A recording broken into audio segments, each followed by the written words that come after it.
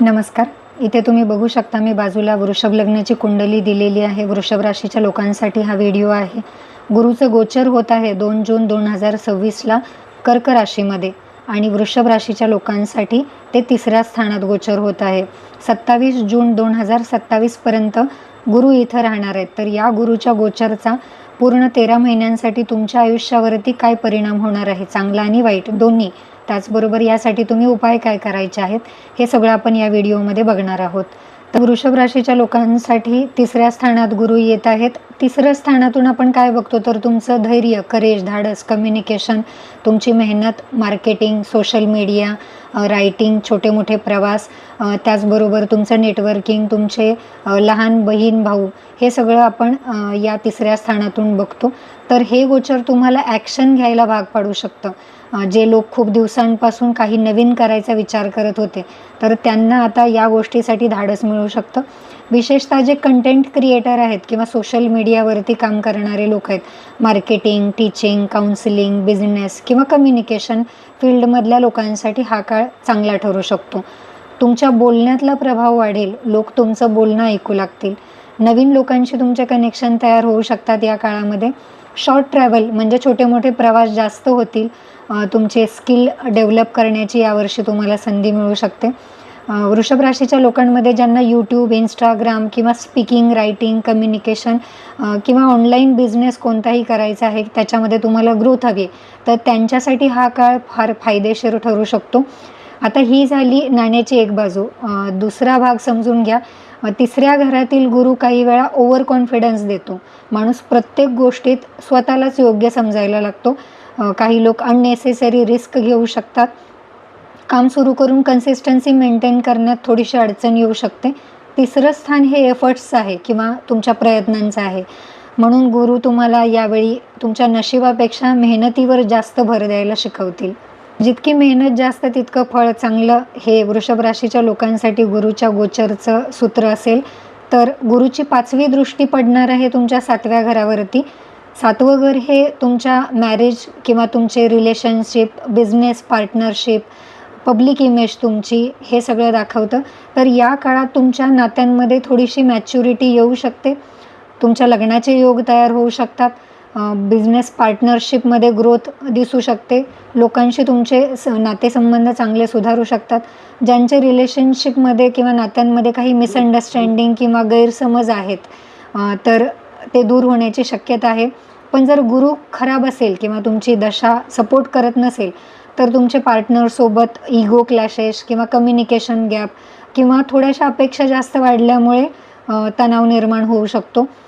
काही लोक रिलेशनशिपमध्ये किंवा नात्यांमध्ये जास्त एक्सपेक्टेशन ठेवू शकतात आणि नंतर त्यामुळे त्यांचा डिसअपॉइंटमेंट किंवा ते निराश होऊ शकतात. जास्त अपेक्षा ठेवू नका. म्हणून प्रॅक्टिकल राहणं खूप महत्त्वाचं आहे.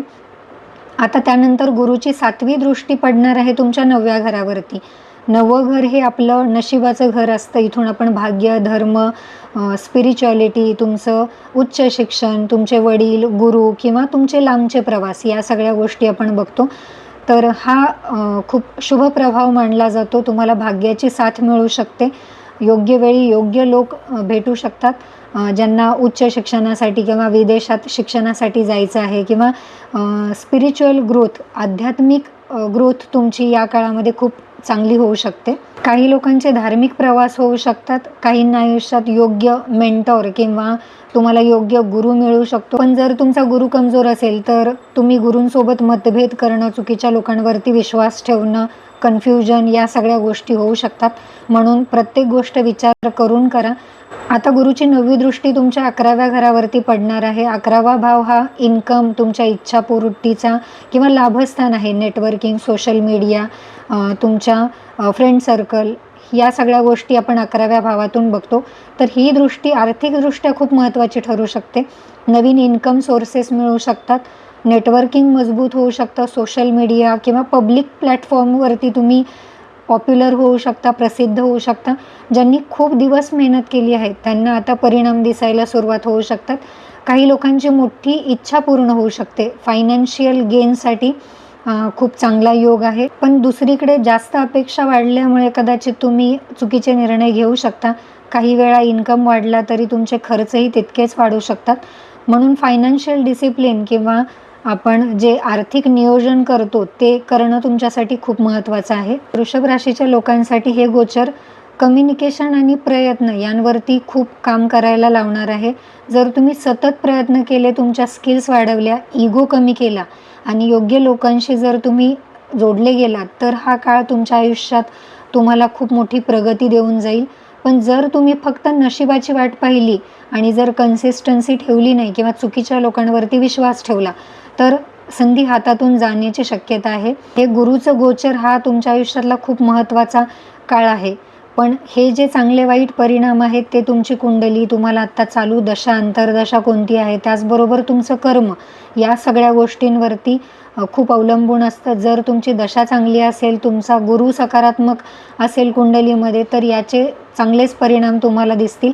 पण जर दशा कठीण असेल, कुंडलीमध्ये जर गुरु पीडित असेल, तर तुम्हाला थोडेसे चॅलेंजेस किंवा संघर्ष येण्याची शक्यता आहे. तसंच एक गोष्ट लक्षात ठेवा, गुरु हा ग्रह फक्त पैसा देणारा नाही, तर गुरु म्हणजे ज्ञान, संस्कार, नम्रता, योग्य निर्णय आणि योग्य मार्गदर्शन.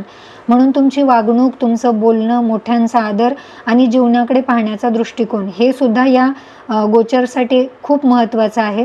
गोचरचे तुम्हाला चांगले फळ मिळावे म्हणून तुम्ही काय करायचं आहे, तर शिक्षक, गुरु किंवा मोठ्या लोकांचा आदर करा.